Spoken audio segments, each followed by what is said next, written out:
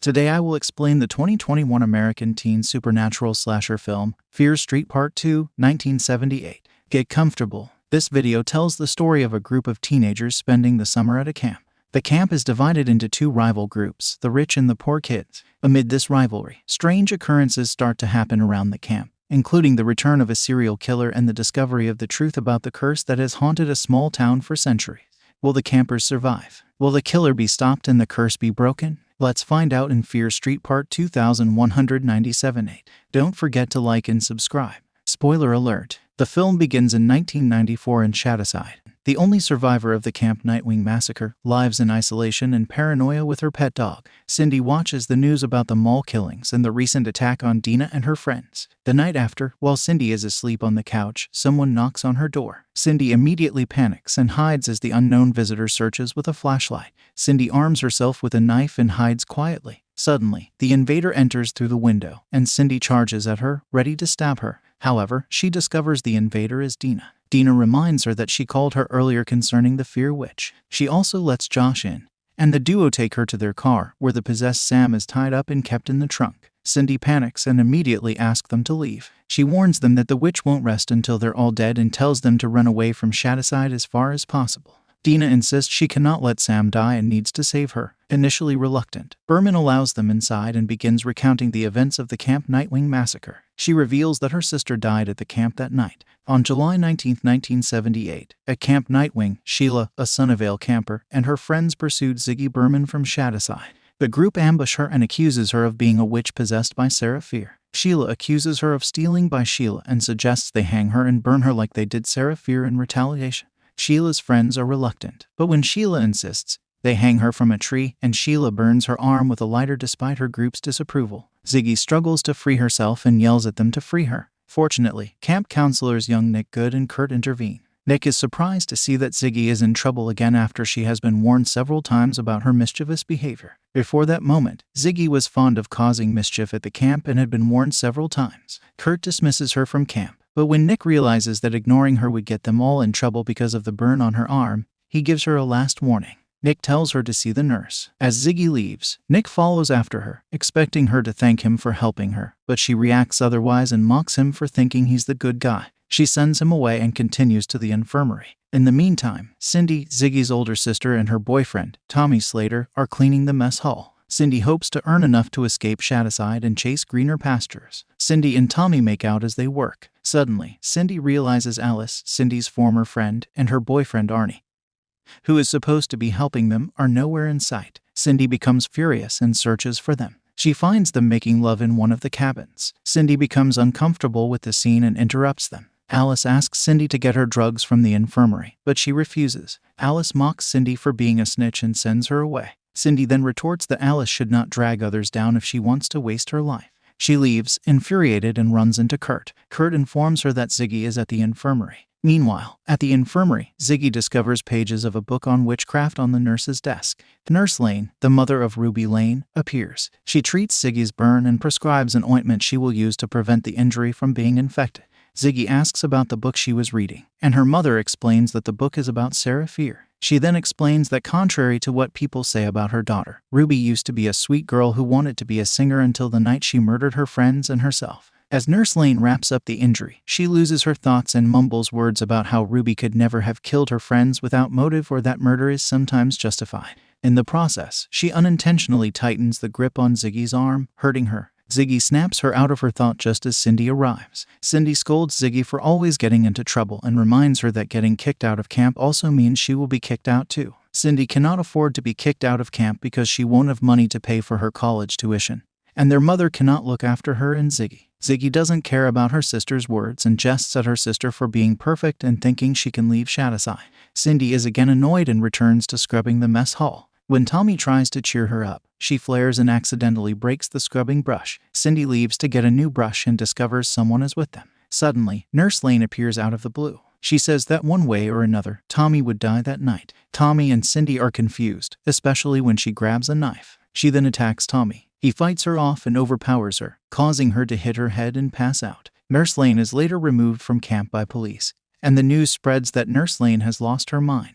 The teenagers from Sunnyvale believe she was possessed by Sarah Fear, as was her daughter. However, Cindy believes that Nurse Lane isn't possessed. Instead, she was high on drugs and got severely intoxicated. While Ziggy is distracted by the incident, Sheila and her friends vandalize her cabin. Ziggy hurries off to her cabin, and Cindy interrupts her. Cindy then asks if Nurse Lane behaved oddly while she treated her wound, but Ziggy tells her sister off. Cindy insists on getting answers from Ziggy, but Ziggy angrily tells her they are doomed to the same fate as long as they live in Shadowside because bad things always happen to everyone on this side of town. Cindy is hurt by her words and calls Ziggy a monster. She leaves just as Ziggy reaches her cabin, only to find the walls vandalized with horrible comments from Sheila and her group. Cindy decides to investigate the infirmary to prove Nurse Lane isn't possessed since she doesn't believe in the Fear Witch. In the meantime, Tommy starts to feel dizzy and can barely stay conscious while addressing young Shadowside campers ahead of a contest between the Shadowside campers and the Sunnyvale campers. Cindy recruits Tommy to help her with her investigation, and the duo break into the infirmary. While investigating the infirmary, Cindy finds a bottle of drugs and assumes she is right about her suspicions. Out of the blue, Alice and Arnie break in, searching for drugs. Alice accuses Cindy of dealing drugs, but Cindy denies her accusation and reveals her plan to prove that the nurse wasn't possessed. Alice thinks Cindy wants to snitch on her, too, like she does everyone, and they argue. Arnie finds Lane's diary, which says that Fear made a deal with the devil by cutting off her hand on Satan's stone, thereby earning eternal life. They also find a map in the diary leading to Fear's house. Alice lets her curiosity get her and suggests they follow the map. On the way out, Arnie and Alice use the stolen drug. In the meantime, Ziggy plans to prank Sheila and mixes red paint to pour over her. Nick interrupts, claiming he came to check on her. He suggests a better prank rather than reporting her and scolding her. Elsewhere, Cindy and her group follow a map to a house in the woods. Arnie believes the house belongs to Sarah Fear. At the house, they find empty graves dug up by Nurse Lane and discover the witch's mark below it. Alice and Cindy find a wall carved with the names of all the Shadowside killers, including Tommy's name. Cindy becomes worried. In the meantime, Arnie becomes frustrated by looking around the house. Tommy, now possessed, kills Arnie with an axe, and the girls escape into a cave. The possessed Tommy walks out of the cave. Nick helps Ziggy prank Sheila at camp and locks her in the outhouse with many bugs and insects. The two run off together. In the meantime, Cindy and Alice argue about Tommy. Cindy refuses to accept he is possessed, and Alice thinks she is delusional and way over her head. In the meantime, a group of Shadowside and Sunnyvale campers hide in one of the cabins. Jeremy, one of the campers, is murdered by Tommy moments after the other Sunnyvale campers are freed. In the meantime, Ziggy and Nick bond.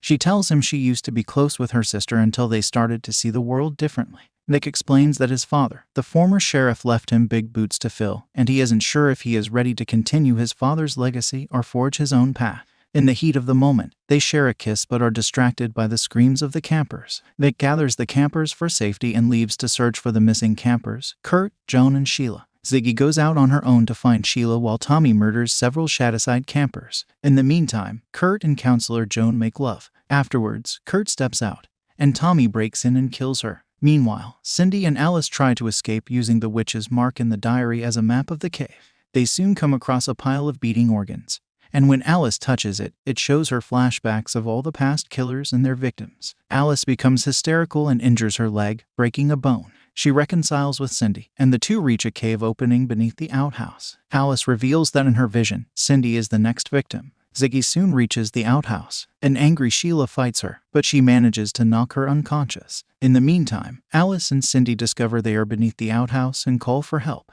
Carrie arrives at the scene not long after. Ziggy hears Cindy's voice below and soon finds her and the wounded Alice beneath the outhouse. Ziggy and Counselor Gary try to rescue Alice and Cindy until Tommy arrives and decapitates Gary. Ziggy runs off while Alice and Cindy fall back into the opening. In the meantime, Nick finds the body of several children murdered by Tommy. Kurt finds him, and he instructs Kurt to gather the surviving campers into a bus. While Ziggy is on the run, she bumps into Nick, hides with him until Tommy arrives, and injures him. Nick tells her to go to the mess hall, but when she arrives, she's too late as the rest of the camp leaves via bus. In the meantime, Cindy finds a route to the mess hall, and Alice encourages her to find and save her sister while she stays behind. While she's there, Alice starts bleeding and discovers Satan's stone. Tommy attacks Ziggy, but Cindy intervenes and supposedly kills him. Alice arrives and tells them that she found the witch's hand. She started bleeding and realized she was sitting near Satan's stone, where she dug it out. The trio ends the curse by reuniting Sarah's hand with the body. Unfortunately, Ziggy suddenly bleeds on the arrow and sees a vision of Sarah Fear. This triggers the curse, resurrecting several Shadowside killers. The dead Shadowside killers reanimate from the pile of organs. A reanimated Tommy kills Alice before Cindy decapitates him. Ziggy and Cindy run to the tree where Fear is hanged to reunite the hand with the body. The Shadowside killers continue to pursue them. They dig around the tree, only to find a rock with the words "The Witch Forever Lives" carved. When Cindy realizes the killers are after Ziggy, she drops the hand and sacrifices herself. The killers attack them both and viciously kill them. Cindy is hacked by Tommy and Ziggy is stabbed multiple times. Nick later finds them and saves Ziggy via CPR, but he doesn't believe in the Fear Witch and assumes that Tommy went rogue. Ziggy is devastated that no one believes her. In 1994, Dina and Josh realize that C. Berman is Ziggy, whose real name is Christine. They tell her they found the witch's body and can now end the curse with the hand. Dina and Josh go to Shadowside Mall, built after Camp Nightwing's closure, and dig out the hand from under the same tree. They take the hand to the crash site, where the body is buried, and Dina reunites the body with the hand. However, Dina's nose bleeds, and she finds herself back in 1666, where she is now Sarah Fear. The end.